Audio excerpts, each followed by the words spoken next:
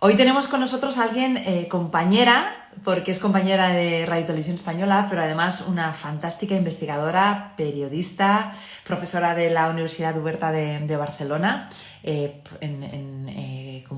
el ámbito del periodismo, y además una mujer comprometida con todo lo que tenga que ver en la lucha social a favor de la mujer y contra la desigualdad y hacer evidente esa desigualdad y esos problemas que está viviendo todavía hoy en la sociedad, en nuestra sociedad, la mujer. Locuaz, inteligente, capaz, luchadora y sobre todo generosa, porque tenía hoy un lío que le agradezco que me haya dicho que sí. Así que a esa querida compañera Ana Bernal Triviño le voy a dar la bienvenida. Hola, Hola, hola, ¿qué tal? Ana. Pero ¿cómo te voy a decir a ti que no? Es imposible. Yo me achucho, me aprieto, aquí da igual. Ya de tirón toda la mañana, adelante. Vaya lío que llevas, ¿eh? Encantada. Madre mía, qué grande. Claro, porque cada vez que viene el 25N, bueno, pasa igual, siempre que viene el 8 de marzo o viene el 25N, todo se aglutina. Y ha pasado exactamente eso, ¿no? Que llevamos entre la universidad, que ya de por sí ya voy muy cargada de trabajo en la universidad, más todo lo que se une, ¿no? En torno a estas fechas, pero bueno, es cuando toca, ¿no? Y es cuando conviene llegar a todo el mundo. Bueno, pues bienvenida. Gracias. Tienes un montón de temas de los que podríamos hablar. Fíjate, estábamos pensando el otro día cuando te decía, ¿de qué hablamos, Ana? Me decías, pues mira, desde los fake news, desde el tratamiento de la noticia, de cómo nos afecta, hasta el tema de la mujer, que es un ámbito que tú llevas trabajando y luchando de una manera muy presente, muy consciente y además haciendo equipo con el resto de instituciones, formaciones y asociaciones. Pero a mí sí que me gustaba la parte, porque aquí sí que hablamos mucho sobre el desarrollo personal, la gestión de la emoción, el aprendizaje del autoconocimiento y la pandemia ha hecho evidente un problema en el ámbito de la psicología y de la emoción de la mujer con respecto a su entorno, pues yo creo que bastante alarmante, ¿no te parece? Muy alarmante. O sea, con la pandemia, digamos que se ha visto dos cosas. Una, la desigualdad que estaba muy invisibilizada, y me refiero a la desigualdad a todas las esferas, excepto desde trabajadores pobres a quien no tiene para comer. Toda esa situación de desigualdad que ya arrastrábamos de la crisis de 2008 y que permanecía ahí, ahora se ha visibilizado completamente. Y por otro lado, en esa parte que estábamos comentando de los derechos de la mujer, ha caído, si ya de por sí era potente el peso del hogar que llevan las mujeres sobre sus espaldas, pues en un confinamiento donde las 24 horas estás en ese hogar, cuidando en muchos casos de los hijos y cuidado, muchas veces hablamos solamente de la madre y los hijos, mujeres que además pueden ser solteras, no tienen por qué estar con pareja, no tienen hijos, pero están al cuidado de De mayores. mayores. Bueno, cuidar de los padres también tiene su aquel, ¿eh? No es igual, por ejemplo, mover a un niño en un baño que pesa 15 kilos o 20 a mover a una persona mayor que pesa 80. Es decir, hay muchas situaciones de las mujeres en las que están comprometidas dentro del hogar, en la que además muchos han tenido que seguir teletrabajando, compartiendo todas esas responsabilidades, y es ahí donde de nuevo se ha visibilizado que la conciliación no es tal la conciliación. Y por un lado ha estado eso y por otro lado la pandemia ha demostrado, ahora que viene el 25N, ¿no?, que es el Día de las Violencias Machistas, ha demostrado también esas violencias en su peor cara. Por un lado el tema de las mujeres maltratadas, que han estado aisladas y sometidas al control 24 horas. Afortunadamente ha habido administraciones públicas que reaccionaron de forma muy rápida, como por ejemplo me gustó mucho la iniciativa que hicieron en Canarias de una mascarilla, de que si una mujer podía al menos ir a una farmacia y pedir una mascarilla 19, sabían que eso era un mecanismo de alerta para llamar a los cuerpos de seguridad porque estaban en una situación de peligro. Esos menores que también sufren esa violencia de género también han estado controlados esas 24 horas. En la desescalada ha sido también un momento muy tenso porque el agresor ha pasado de estar controlando 24 horas a esa mujer a empezar a ver que perdía ese control, con lo cual eso ofende mucho su propia dinámica mental. Y también hemos visto, por ejemplo, el tema de las víctimas de trata, de la prostitución, de cómo se mantenía la demanda cuando estaba todo confinado y cerrado y estas mujeres seguían expuestas a esa situación de explotación y de vulnerabilidad. Insisto, la pandemia ha dejado ese rostro aquí pero, por ejemplo, la ONU habla de 70 millones de mujeres en situación de extrema pobreza de aquí al 2021. Con lo cual, es el momento en el que más están corriendo peligro los derechos conquistados y donde realmente yo creo que estamos en una situación muy, muy, muy delicada. Claro, tú habrás visto, escuchado de todo porque tú tienes datos porque los manejas cada día, ¿no? Y es la única forma, muchas veces, si no la única, quizá de las más importantes con las que alguien, de repente, incluso a instituciones o a gobiernos, les puedes decir, mira, una de cada tantas mujeres ahora mismo está siendo maltratada, o una de cada tantas mujeres no puede seguir trabajando y ha tenido que dejar su trabajo porque no podía conciliar. La brecha salarial, el techo de cristal, esas cifras. Mira, por ejemplo, en el tema de violencia de género, que es lo último que estábamos comentando, las llamadas al 016 aumentaron durante el confinamiento un 46%, prácticamente casi el doble. Y después se habilitó un servicio, porque claro, esto de las nuevas tecnologías, muchas veces, yo que soy además profesora de periodismo y de nuevas tecnologías también, se ofrece muchas veces la cara mala de las tecnologías. Pero bueno, como prácticamente el control, como decimos, era absoluto, se habilitó por parte del gobierno, a través del Ministerio de Igualdad, un sistema que era de asistencia psicológica a través del móvil. Ese servicio en el confinamiento aumentó un 460%. Es una brutalidad. De la cantidad de mujeres que pedían ayuda, que estaban acorraladas, hubo un testimonio, me acuerdo, un reportaje en el diario El Mundo, estremecedor, de que había un agresor que tanto a los hijos como a la mujer les quitaba la comida y le racionaba la comida durante el confinamiento.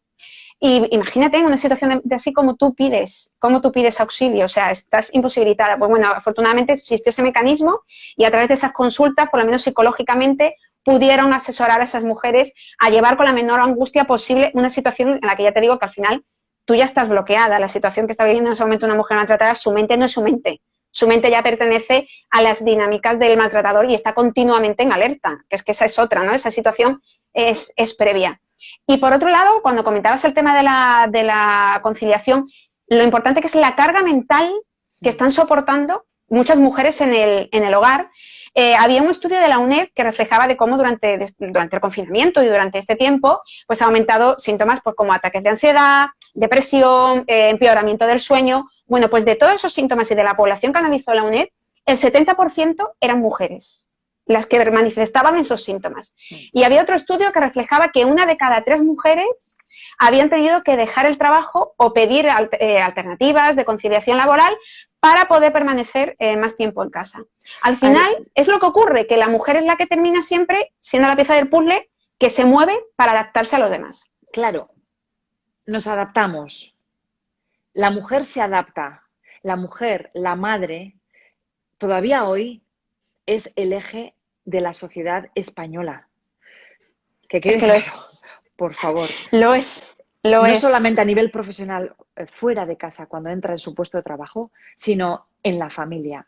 Todavía a día de hoy, las madres y las cabezas de familia gestionamos dinero, gestionamos la logística, gestionamos la alimentación, la educación, el orden, la logística de la casa, y no por nada, sino porque todavía, primero, las que podemos, porque hemos elegido así.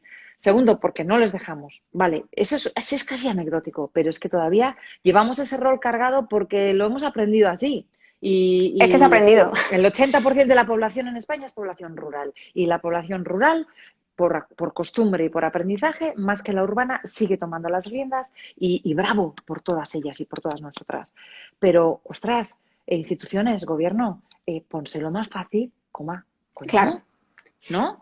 Mira, eso que hablabas, fíjate, ahora que has mencionado el tema de la población rural, fíjate qué importante, lo que tú estás diciendo, la mujer rural, o sea, es brutal lo que pesa sobre ellas en cuanto a obligaciones, ¿no? Del hogar, incluso muchas de ellas trabajando, como no, en el campo, etcétera. Bueno, pues fíjate, hace poco estaba dando una conferencia sobre el tema este tan polémico del lenguaje inclusivo, que nos tachan de todo, y me decían, pero si es que nosotras somos invisibles en el pueblo, porque somos la madre de, la mujer de. Dice, y siempre nos terminan nombrando, fíjate hasta qué punto eso afecta, oye, quieres que no, a la propia autoestima de la mujer, porque no eres nombrada por ti misma, no te autoidentifican, te identifican en función del otro. Y eso, psicológicamente, obviamente, tiene un impacto a largo plazo. Tu nombre deja de ser invisible, tú tampoco terminas por representar una autoridad, etcétera. Todo eso tiene, como te digo, un impacto. Cuesta mucho visibilizar el peso de la mujer en la composición de la sociedad. Y aquí voy a hacer un apunte, porque todo este tema del coach, no sé si lo llegué a comentar contigo, ahora ha surgido también el tema del coach feminista, ¿no? Y me vienen muchas compañeras haciéndome referencia a este tipo de talleres. Y dicen que, por ejemplo, algunos transmiten una idea demasiado individual, ¿no? Como de que, bueno, tú puedes superar tus propias limitaciones y tal. Y estaban hablando, por ejemplo, del tema de una violación, en este caso que me ha trasladado esta compañera, y que al final todo se depositó en prejuicios, que determinan bastante, sobre el comportamiento de la víctima y no sobre el agresor. Y entonces me decía, hace falta perspectiva de género en esos talleres de coach, sí. Porque, claro, es que el tema no es así. Lo que trae la teoría feminista, que es que esto es importante subrayarlo, es una teoría política de 300 años, o sea, llevamos 3 siglos con esta teoría, en el que es una perspectiva ética, fundamentalmente ética y de derechos humanos, en las que tenemos que ocupar un espacio que nos ha sido arrebatado, no porque nos corresponda porque sí, sino porque es que somos la mitad de la población y no podemos, pues, desde ejercer un periodismo obviando a la mitad de la población, una publicidad obviando a la mitad de la población, Ana, políticas públicas. Arrebatado bueno, nunca lo tuvimos, no se nos puede arrebatar lo que no hemos tenido. Nunca.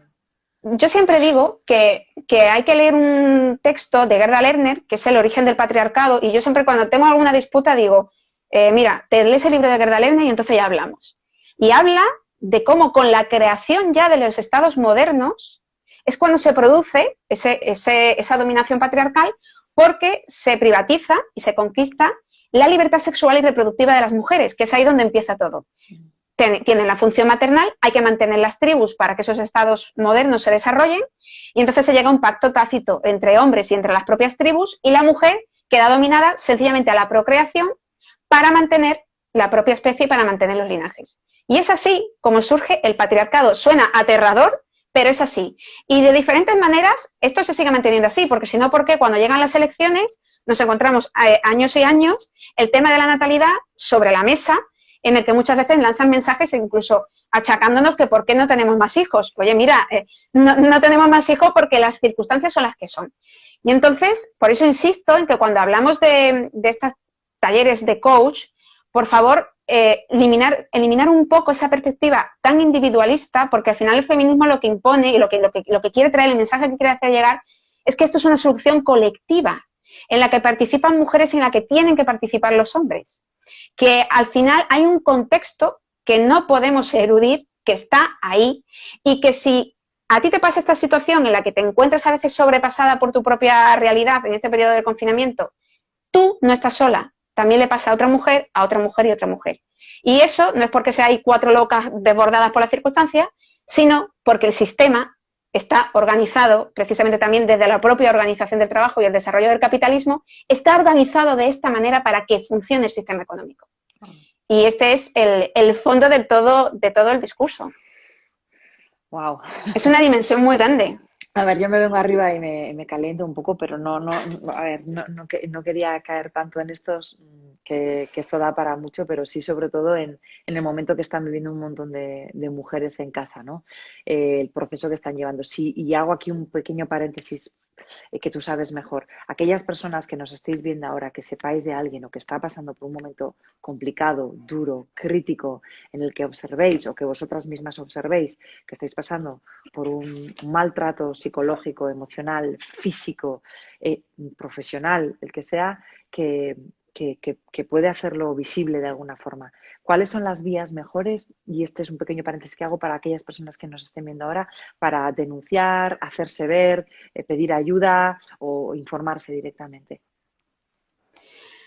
A ver, este mensaje que tú acabas de lanzar es importantísimo, porque al final nos encontramos año tras año en las estadísticas de que quien da el principal paso en el tema de la denuncia en situaciones de violencia de género es la mujer que está sufriendo esa violencia.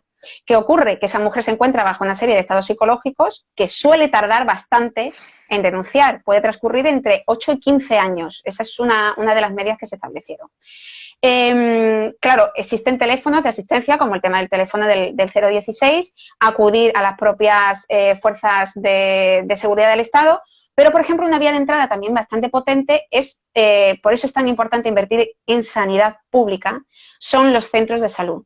Tu propia médica, tu propio médico de cabecera, que está atento, que conoce tu rostro, que conoce tu cuerpo, que conoce tus reacciones, que mira a ver si estás somatizando algunas de los peligros con los que estás viviendo constantemente. Porque, claro, cuando se habla de violencia de género, el maltratador no lleva un cartel que dice que maltrata. El maltratador es un vecino maravilloso, que te dice hola, buenos días, con una sonrisa y te da la sal, que es lo que yo siempre digo. Y al final eso es algo que ocurre, esa violencia ocurre de puertas para dentro de la casa, incluso en muchas situaciones de puerta para dentro del dormitorio.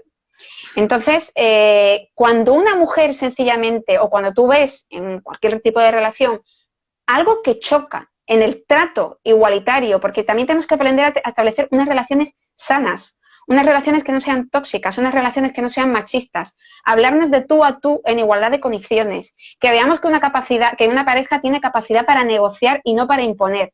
Todo ese tipo de detalles son muy importantes. Cuando tú ya ves o detectes cualquier tipo de mecanismo de control, entre ellos muy típico el tema de los celos, que da para otro capítulo, el tema del control sobre esa mujer o incluso sobre sus hijos, ahí tiene que saltar una alarma. Y esa alarma pasa indudablemente porque el propio entorno social y de esa mujer, el entorno más cercano, lo primero que le diga a esa mujer es qué poco aguante tienes, que es algo muy habitual, o a ver si estás haciendo algo. No, esas son circunstancias muy diferentes porque al final lo único que hace es tensar la cuerda y poner cada vez más en peligro a esa mujer a que pase una situación que desgraciadamente ya no tenga posibilidad de solucionarse. El objetivo social tiene que ser convertir lo antes posible a una mujer que es víctima en superviviente. Y ahí suma toda la sociedad, absolutamente toda. Hay servicios de administración que están puestos a disposición, pero lo que no puede ser que cada año tras año, cuando Fiscalía nos da los datos, un 3% de la sociedad sea la que denuncia, que un 4% del entorno de la víctima sea el que da el paso.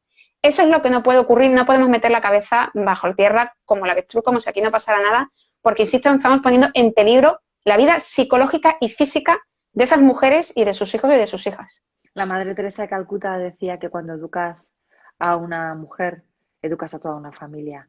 Yo diría que incluso educas a gran parte de la sociedad, porque insisto en esto, por supuesto, vamos de la mano vuestra, chicos, amigos, compañeros, hermanos, padres, parejas, amantes, hermanos, por supuesto, vamos de vuestra mano. Pero cuesta en el sentido de que necesitamos también más la voz de ellos. Sí, sí. Necesitamos que se posicionen, necesitamos que cuando ocurre un caso como ha sido ahora en el de la pandemia, ¿saben? No es solamente hacer las tareas y los deberes con los chavales intentando cubrir las horas que no habían tenido de escuela, no. Es que hay que limpiar un váter, que por ejemplo es de las situaciones pues, más desagradables, hay que hacer la basura, ¿sabes? Hay como también una selección de tareas que yo decía en mi último libro, yo ponía sacar el perro, hacer la barbacoa y limpiar el coche no cuenta. Hombre, pues, si te vas a la compra con la lista hecha... Es claro, que no has pensado en lo que hace falta ni te has anticipado a la logística de que la casa es como una empresa, porque hace falta, o sea, sí, yo te doy la lista y tú vas a comprar. No, o sea, claro, Anne, es que precisamente de las principales tareas que en el confinamiento hubo una división de sexos, fue justo la que he señalado, el hacer la compra. Claro, es que hacer la compra es el único momento de salir de las paredes de la casa. Y la mayoría la hacían ellos, pero ¿quién hacía esa lista de la compra? Que es lo que tú estás diciendo. Las mujeres. Joder, las mujeres, porque son las que calculan las necesidades. Claro, y organizas. Y encima, joder, normalmente, no quiero decir con esto que no, pero y es un pequeño ejemplo. Pero por lo menos también la actitud de ¿qué hago? ¿No? O sea, ostras, tú eres parte de esto, parte del mecanismo, ¿no? Exacto. Y toma las riendas, incluso decide y rebáteme y dime, no, esto no, lo otro sí, porque al final entras y sales y está muy bien, pero...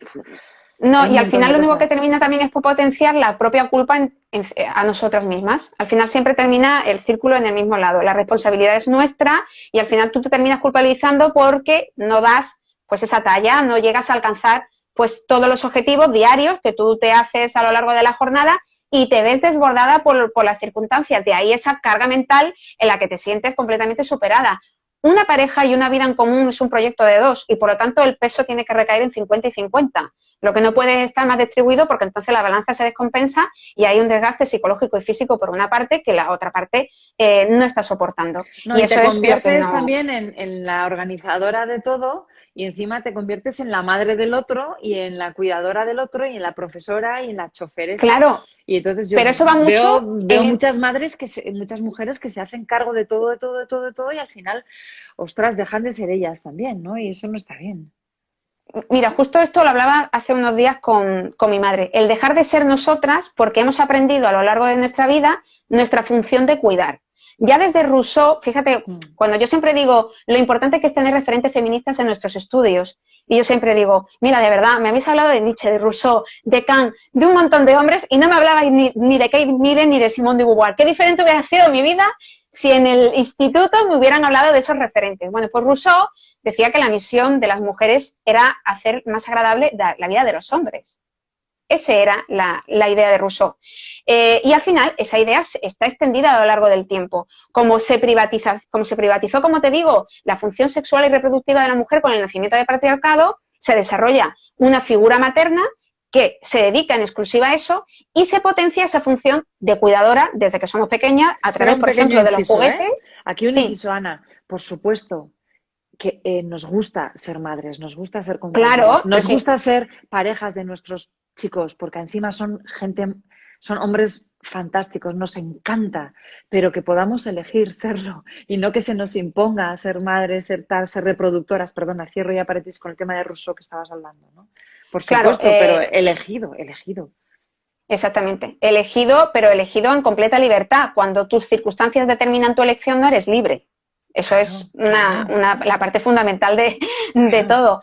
Entonces, bueno, también llama mucho la atención hasta qué punto está el machismo instalado en la sociedad, porque muchas veces mantienes este discurso y tienes que estar continuamente autojustificándote de que no odiamos a los hombres. Y tú dices, pero de verdad, ¿tú crees que yo odio a mi hermano, a mi padre, a mi pareja? Las mujeres feministas no son un grupo de mujeres puritanas que no tienen relaciones, ni tienen hijos, ni odian el amor. No, sencillamente estamos pidiendo un cambio de las reglas del juego a como se han mantenido hasta ahora. Por ejemplo, tú antes también mencionabas el tema del techo de cristal, pero se habla muy poco de los suelos pegajosos. Ostras. Hay una cantidad tremenda de mujeres haciendo trabajos precarios, trabajos sin remunerar, mujeres a las que ese contexto social de pobreza las limita ¿Cuánto por ciento totalmente. menos se paga a una mujer en el mismo puesto de trabajo? ¿Cuánto era menos?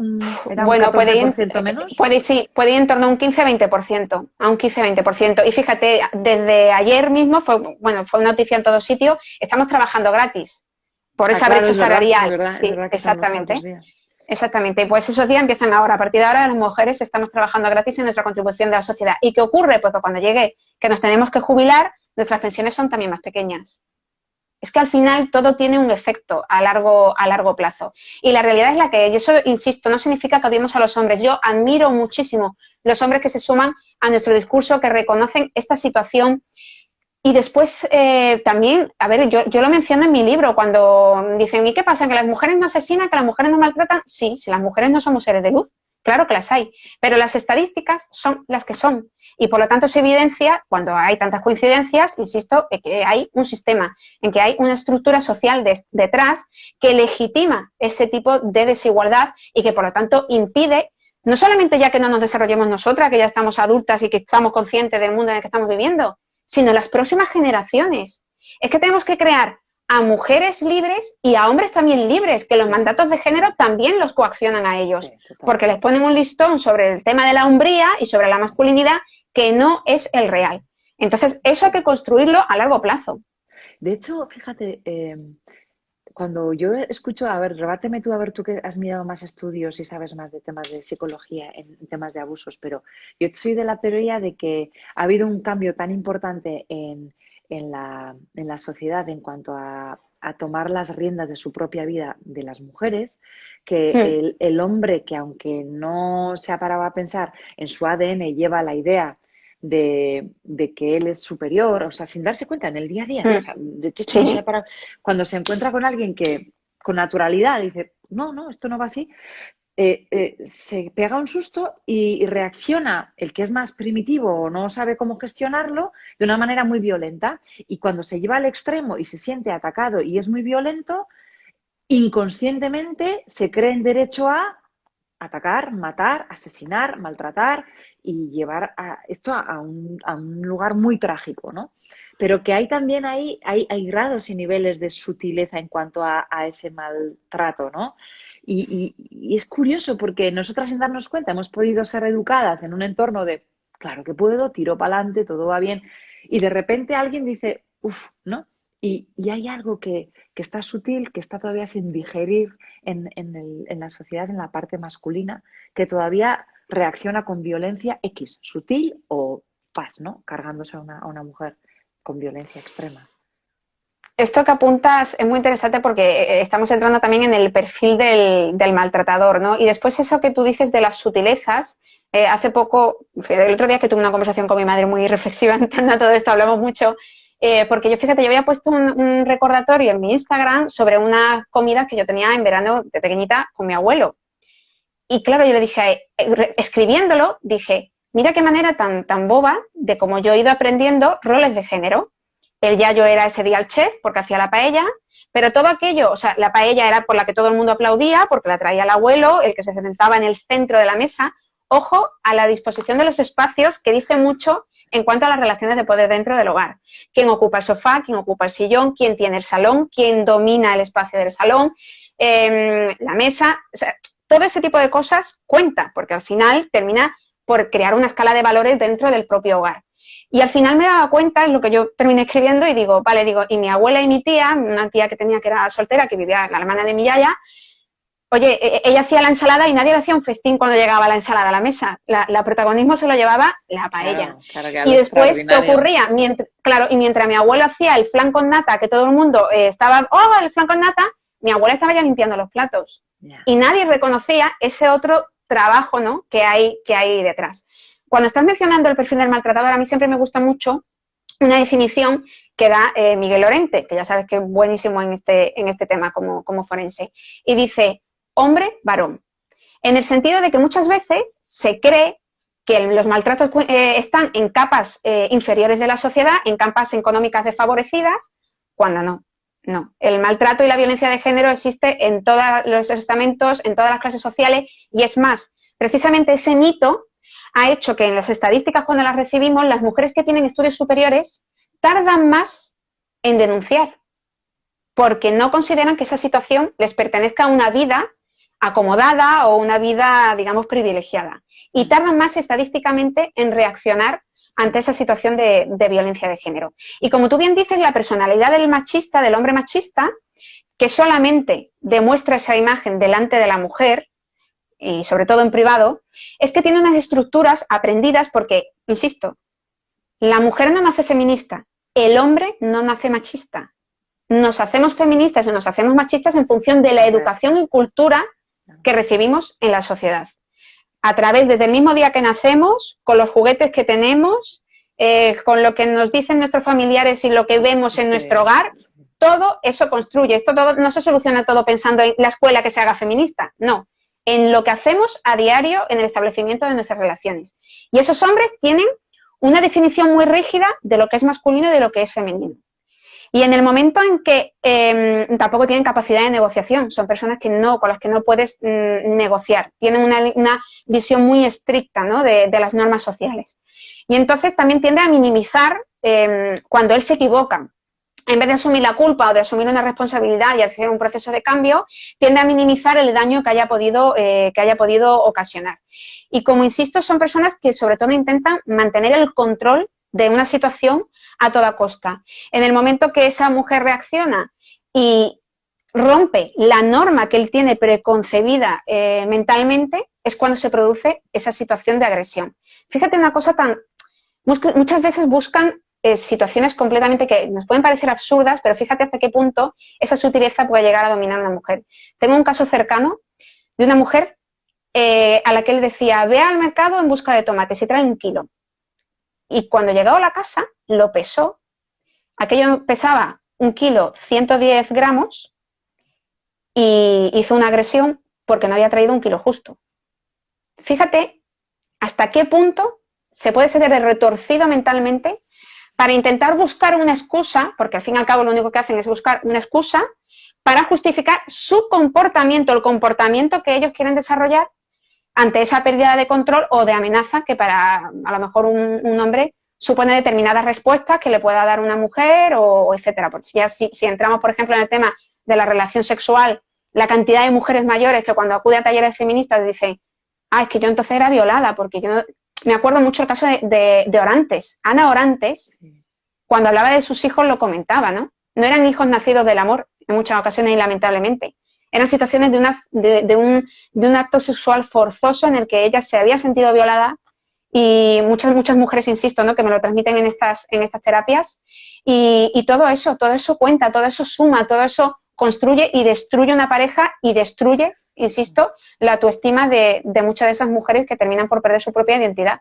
Me estoy acordando ahora de un especial que hizo Évole sobre la adolescencia en el que las chicas de entre 15 y 20 hablaban de su primera experiencia sexual y de cómo se relacionaban con los chicos y había 8 chavalas, 3 o 4, en concreto me acuerdo de la declaración de una que me impactó y que dijo, hombre, a mí tampoco es que me apetezca mucho, pero bueno, como es lo que hay que hacer o como eres la molona, si te lías con este chaval y tienes una relación sexual, pues hombre, no es que vaya forzada, pero la situación también me fuerza porque no le voy a dejar al chaval ahí con las ganas. O sea, era una cosa de decir, estoy siendo consciente, según verbalizo, de que en realidad no estoy yendo a por ello, sino que lo estoy haciendo un poco, pues claro, no es este caso que acabas de contar, pero casi un poco como que, claro, como que ya me he puesto, pues he empezado dándole un beso, y ya no he frenado, ¿no? O porque ya no. Y dices, que ya empezamos mal, porque si tu primera relación sexual o de las primeras es casi así como que, bueno, que tal, que hay que hacerse la molona, pues, ostras, es que esto es muy delicado, ¿no? Anne, acabas de dar justo esa declaración de esas chicas. Yo recuerdo que cuando lo vi me impactó tantísimo que lo subí. Muchísimo. Lo subí en Instagram. De hecho, quien quiere que tire hacia abajo, que ese corte justo lo localicé y lo subí. Pues lo voy a precisamente precisamente para mostrar que eso que yo te estaba hablando de mis abuelas o de estas mujeres jubiladas, cuando hablamos de feminismo y decimos que está todo superado y que está todo conquistado y que ya prácticamente no queda nada, no, perdona, las nuevas generaciones se están educando bajo otro tipo de formas, bajo otro tipo de relaciones, súmale el tema de internet, etcétera, pero se está manteniendo la misma estructura de pensamiento que antes, porque eso que refleja de fondo, al final refleja, Simone de Beauvoir, cuando hablaba de la opresión de la mujer, hablaba de ser vista por el otro. Éramos las otras, la alteridad, ¿no? El pensamiento masculino es el dominante y la mujer es lo otro. Al final, esto que demuestra, esta palabra que tú has dicho de esta joven, que ella reacciona de esa manera por el qué dirán. Reacciona de esa manera por la otra visión. Creo que digamos, algo así como que luego él iba a ir con el cuento de que, pues con perdón de la expresión esta de que se dice que iba de estrechado, ¿sabes? Exacto. Y no ser capaz de decir, oye, pues mira, hasta aquí, pues llego o no llego, ya está. O ya está, o igual soy yo la que doy el paso, ¿no? Pero fíjate que considero que yo soy mami de adolescente y lo que yo hablo con las chavalas de esta edad joven, entre 15 y 20, son chavalas que van sueltas, van para adelante, y van con una alegría y una decisión, pero este reportaje me flipó, dije, ostras. Porque también era un reportaje, ¿no?, donde se hablaba de la pornografía, del dominio de la pornografía en las revoluciones sexuales de la juventud. Y ahí también ellas hablaban de cómo, claro, ellos han aprendido, en vez de ser, como lamentablemente la educación afectivo-sexual pues se carece en el currículum de la escuela y muchas familias lo siguen considerando un tema tabú, hablando no solamente de sexo, hablando, por ejemplo, de nuestra propia menstruación, que es como un tema que estás diciendo, ¿no? Y recuerdo ese reportaje por ese sentido, por el tema de la pornografía, de cómo estaba estableciendo modelos y patrones de conducta en las relaciones, sobre todo influenciando a los jóvenes, afectando muchas veces a ellos, porque hay jóvenes que están consumiendo pornografía, en la última estadística era a partir de los 6 años. Un consumo muy centralizado a partir de los 11 años. Y al final no estás aprendiendo sexo, estás viendo una ficción en la que estás viendo una violencia sexual que no se corresponde con la realidad. Y grupal, y eso, el problema, Es que, Exacto, amigo, y al final eso lo trasladas a tus relaciones. ¿Y qué ocurre? Que eso también impone un listón para ellos, porque tienen que comportarse tal y como ven en los vídeos, pero también es una demanda que ellos imponen a la mujer y que ellas, que son conscientes del tema, terminan por asumir por lo que tú dices, que no me digan una estrecha, que no me digan una mojigata, que no me echen del entorno del club de amigos, echarme del entorno de los amigos. Incluso y al si final, me permites, y aquí tendría que hablar un sí, psicólogo, pero uno ser convencido de que eso es lo guay, de que de verdad tú dices, esto me tiene que gustar, porque eso es lo que está bien, ¿no? Entonces, exacto. Fíjate, yo siempre en las conferencias, cuando hablamos de este tema, siempre digo una frase y digo, la verdadera revolución feminista está en la cama, porque es uno de los puntos que queda pendiente, el más privado. Por eso cuando las feministas radicales hablaban del feminismo político se referían a ello, a que el feminismo es personal, el feminismo es una cuestión personal en la que al final el tema incluso de las relaciones sexuales es el primer punto de partida para que al final refleja cuál es el respeto que tienes por la otra persona, por su consentimiento, por su consideración, por tratarla no como cuerpo, sino una persona, insisto, que es la diferencia fundamental a la que hay que llegar. Y en eso ahí las generaciones jóvenes se están desarrollando pues, con un tipo de mensaje que no es el que corresponde, y eso está muy lejos de una juventud libre, muy lejos, insisto, de una juventud libre. bueno, ahí lo dejamos. Hablemos un poco de esa disonancia cognitiva de la que me querías hablar Sí. también, que me parece interesante. Mira, porque cuando muchas veces se habla del tema del maltrato, se dice la típica frase de ¿por qué la mujer ha tardado tanto en reaccionar? ¿Por qué ha tardado tanto en denunciar? Y bueno, al final la mujer que está sometida a un proceso de maltrato, nosotros vemos en las noticias siempre, tenemos una línea roja muy alta puesta en torno a la violencia. Reaccionamos o lo convertimos en noticia pues cuando ya ocurre el asesinato, básicamente. Pero antes de llegar al asesinato hay un proceso de deshumanización completo de la persona, en la que prácticamente las mujeres refieren que se convierten en títeres, no son ellas mismas, no tienen las riendas de su vida, y todo eso se establece a través de mecanismos psicológicos. La dominación psicológica es el punto de partida para empezar a doblegar la autoestima de esa mujer. Entonces, esa disonancia cognitiva es uno de los puntos básicos que se detectan en estas mujeres, porque claro, todos tenemos unas creencias. La disonancia cognitiva no solamente se da en situaciones de maltrato, se puede dar en otros ámbitos, ¿no? Pero en este es muy evidente. Nosotros tenemos unas creencias, pero nos llega una prueba que está en contra de esa idea. Y entonces tu mente no puede aceptar ese choque, con lo cual, ante esa sensación incómoda, lo que hace la mente es ignorar y autoengañarte con excusas. El ejemplo: tu idea, tu creencia es que tu pareja te quiere y te respeta. En el momento que tú ves que no te quiere, que no te respeta, esas ideas chocan. Y tú tienes necesidad de que tu vida sea coherente y de permanecer en calma. Y tu mente, en lugar de muchas ocasiones, como esa es una persona tuya de confianza extrema, porque es la persona con la que tienes un proyecto en común, indudablemente, ¿qué es lo que hace tu mente? Empieza un proceso de autoengaño. Empieza a acomodarse a esa realidad y tú empiezas de forma automática a establecer mecanismos o bien de ignorarlo, bien de dejarlo pasar, bien venga, vamos a dejar correr un tupido velo, o, como te digo, de autoengañarte con excusas, poniendo, bueno, pues es que ha tenido un mal día. Claro, el tema es que tú puedes tener perfectamente un mal día. El tema es que se repita de forma constante el mal día.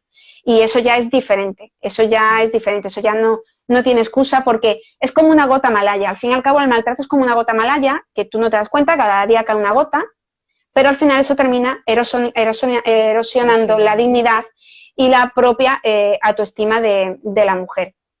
Y también, por ejemplo, quería detallar contigo otro aspecto, porque ese es el de la disonancia cognitiva. Después está el de la indefensión aprendida, que eso sobre todo también ocurre en las situaciones ya de maltrato físico, en el que al final el agresor termina por disciplinar a la propia mujer. Cuando la mujer recibe esa paliza, ella ya ha aprendido que si responde de una determinada manera o que si reacciona de una determinada manera, él reacciona de esa forma agresiva, y la mujer ya aprende a que ese comportamiento no se puede repetir, porque entonces le va a venir esa reacción violenta. Y eso es un proceso de aprendizaje, por eso ya se llama indefensión aprendida, porque tú ya dejas de defenderte, dejas de tener capacidad de respuesta, porque tu mente ya no es tuya. tu mente está a la orden de lo que dictamina ese agresor. Y entonces, eso es un proceso de descomposición completa de la autoestima de una persona en la que ya ni siquiera se centran en sus tareas diarias, no está desconcentrada al trabajar, está desconcentrada en la cocina, está desconcentrada cuando sale a comprar, cuando está conduciendo, porque además tu mente vive en una permanente alerta de 24 horas. Cuando recibes la llamada de él, la ves con angustia porque no sabes si te va a responder bien, si te va a responder mal, etcétera. Y después quería incidir, aparte, estamos hablando de violencia de género, pero ya que viene el Día de las Violencias Machistas, que es el 25N, y hablamos del tema de la violación, cuando hemos visto ahora el tema de las manadas, de forma muy constante se ha transmitido en los medios de comunicación el tema de, o por ejemplo, fíjate, hace unos días vi un titular de una actriz a la que yo adoro, pero decía, a mí nunca me han violado porque yo he dado un montón de patadas y he opuesto resistencia. Ese tipo de frases, cuando la lee una víctima de violación, se le cae el mundo encima. Pues sí. No podemos decirnos ese tipo de frases entre nosotras porque esto no va de una competición de a ver quién es más valiente. Y cuando te refería al tema de la violación de las manadas, se cuestionaba muchísimo pues el que ella se hubiera dejado hacer, que no se hubiera puesto ya a pegar patadas a mansalva y a defenderse. Este tema es clave y yo siempre digo, por ejemplo, la sentencia, precisamente la última sentencia que hubo ya del Supremo de la manada y la previa. Hoy había otro juicio con respecto a la otra violación. Ayer fue la de Pozo Blanco, vale. la de Pozo Blanco, que al final se determinó que, bueno, que las excusas que ellos estaban dando porque querían eliminarlo de la prueba del móvil, nada, la prueba ha sido admitida y, bueno, la pena pues sigue siendo la misma o se ha aumentado la indemnización a la víctima. A lo que iba es que cuando se cuestiona el comportamiento siempre de las mujeres en cuanto al tema de la violación, del por qué no reaccionó. Bueno, nuestra mente, cuando está en una situación de violencia o de agresión, su mecanismo lo que busca es sobrevivir. Y bien reflejaban los forenses en esa sentencia que hubo de la víctima. Para que pase cuanto antes. Sí, me acuerdo. Exactamente. Tú puedes reaccionar de forma defensiva o de forma activa, o tu mente puede hacerte que reacciones de forma pasiva. Y la reacción de la forma pasiva, que lo reflejaban muy bien esos forenses, es porque en una situación de ese tipo, tu mente, insisto, en lugar de defenderse o de responder con la parte racional, termina respondiendo con el sistema límbico. Y el sistema límbico es el más apegado a nuestro instinto y a las emociones, es el más primitivo. Y una de las reacciones, precisamente para sobrevivir, porque es una situación en la que tú no sabes si vas a sobrevivir, porque otra situación que hemos tenido es que todo este tipo de asesinatos de Rocío Baninkoff, Sonia Caravantes, no se han analizado nunca con perspectiva de género. Parecía que era un loco que andaba suelto y que había violado a estas chicas y la había asesinado. No es esa la realidad y había que hacer ese contexto de violencia de género para comprenderlas.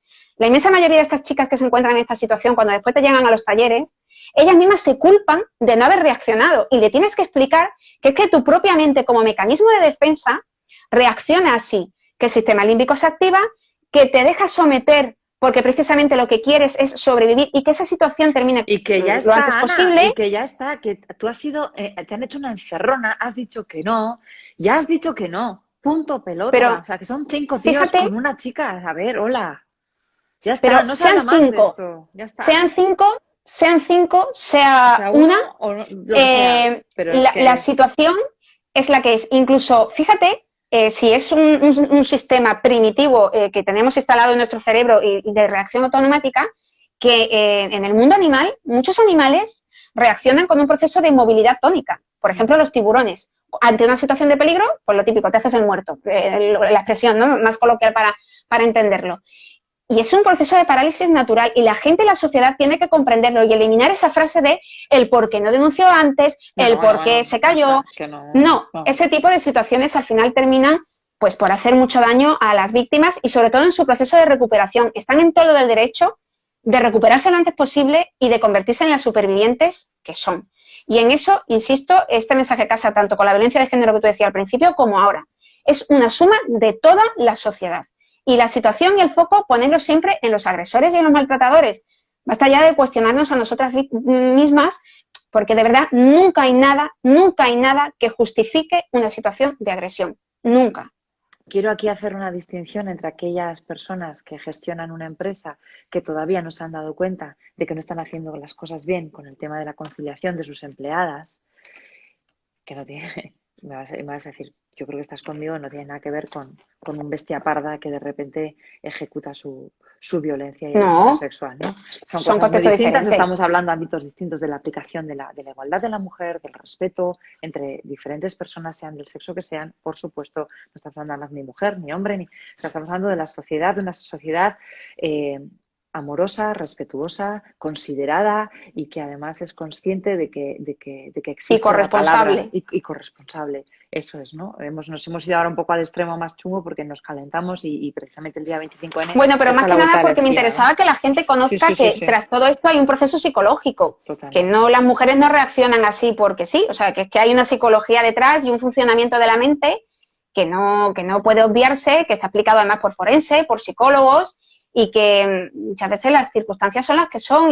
Y además yo creo que también transmitir aquí el mensaje de que cuando tú hables de desarrollo personal en todas tus conferencias, yo creo que las mujeres maltratadas o las mujeres que han sido sometidas a procesos de violencia sexual, para mí son de las mayores referentes, porque tienen una fortaleza de superación a sí mismas. Es precioso ver ese momento en el que esas mujeres poco a poco van adquiriendo poder, van adquiriendo autoestima, se recomponen, vuelven a ser ellas mismas, piensan por sí, se quitan el miedo.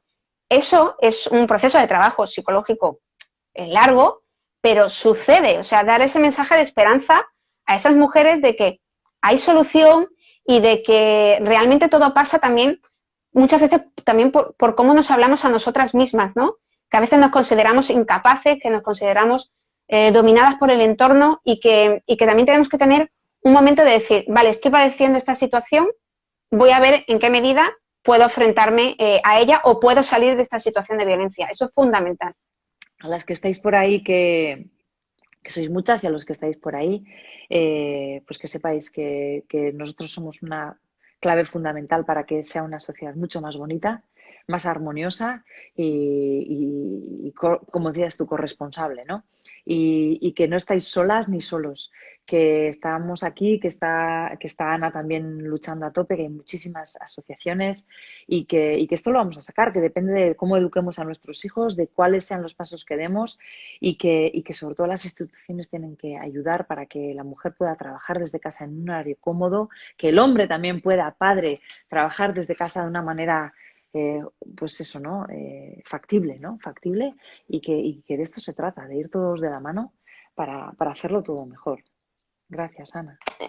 Es que si no, imagínate qué derechos construimos, ¿no? Para toda la sociedad. Si queremos una sociedad de futuro en la que no haya, en la que vivamos sin odio, en la que vivamos en armonía, en la que podamos tener un bienestar físico y mental, hay que cambiar, hay que tener ese proceso de cambio y ese cambio de parte de las propias estructuras, pero es que en esas estructuras estamos nosotros como individuos y por lo tanto tenemos que iniciar ese proceso de cambio para hacer eso posible. Cuando muchas veces se critica el feminismo de forma despectiva, si es que solamente quiere traer una sociedad mejor para hombres y para mujeres, insisto, que los mandatos de género también afectan a los hombres y en cuanto a sus expectativas, ¿no? Y todo eso hay que deconstruirlo, que cuando esta Navidad a un niño, en vez de jugar a los soldados, le regalen una muñeca y se vaya a jugar con la muñeca, pues oye, que no haya nadie detrás que le diga eso es de niña y le suelte encima algo despectivo, ¿no? Sino que le diga, pues perfecto, si te gustan las muñecas, te gustan las muñecas y para adelante, ¿no? Y si una chica quiere un juego de científica, pues que no le digan que eso es de marimacho, sino que le diga, pues perfectamente puede ser la científica a la que te den el Nobel. Y motivar, tener un discurso motivador desde pequeños para ir rompiendo esas estructuras tan rígidas. Porque la violencia se puede acabar. Por aquí hay un montón de comentarios. Gracias, gran ponencia, gran encuentro. Así es, fantástica, Ana. Bueno, aquí hay, bueno, yo creo que hoy ha sido una charla potente y gracias, Ana Nada, Treviño. gracias a ti por esta ventanita. Es un tema muy profundo que, bueno, ya has visto, ¿no? Se puede tratar de violencia de género, violencia sexual, la pornografía, la relación con los jóvenes. O sea, es que es un tema, la construcción del amor, los mitos del amor romántico. O sea, hay tanto, ¿no? Por ir deconstruyendo en todo este discurso para realmente ser libres hombres y mujeres, ¿no? Que bueno, pero bueno, esta ventanita, por lo menos espero que los temas que a mí más me indignan, ¿no? Y ese daño que muchas veces se hace a las víctimas gratuito porque no pensamos, porque no reflexionamos sobre la realidad en la que viven, pues que al menos podamos corregirlas poco a poco. Así que gracias a ti por esta ventana y por tu compromiso. Gracias, Ana. Me quedo con eso del mito del amor romántico. Ya te voy a repescar, esto me interesa. Tú me repescas cuando quieras, que eso, mira, para el 14 de febrero nos citamos y hablamos pues de... Sí, ¿cuántas creencias adquiridas sobre el amor romántico perfecto que tenemos? Mucha. Y que el amor todo lo puede, y los celos, y hay que establecer relaciones sanas, que esa es la base de todo. Una relación sana, no hay violencia. Hay un trato igual y hay un crecimiento libre de las dos partes. Y eso es fundamental. Qué grande, Ana. Muchas gracias. Gracias a ti, corazón. Hasta luego. Nos vemos. Chao. Adiós. Chao.